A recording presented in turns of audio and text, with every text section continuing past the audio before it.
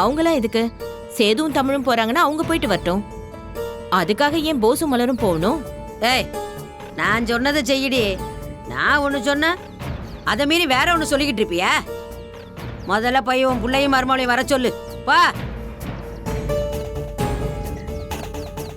அப்பத்தா சொல்றது சரிதானே சின்னம்மா. அவங்களுக்கு இப்பதானே கல்யாணம் ஆயிருக்கு. அப்படியே 4 பேரும் சேர்ந்து போனா நல்லா தானே இருக்கும்.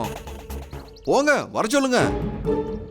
போடி, நின்னுகிட்டே இருக்கிறவ. போ.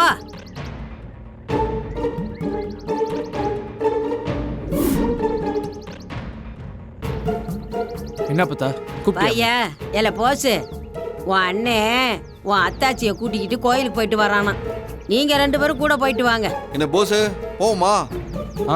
போலாம். சரி வா.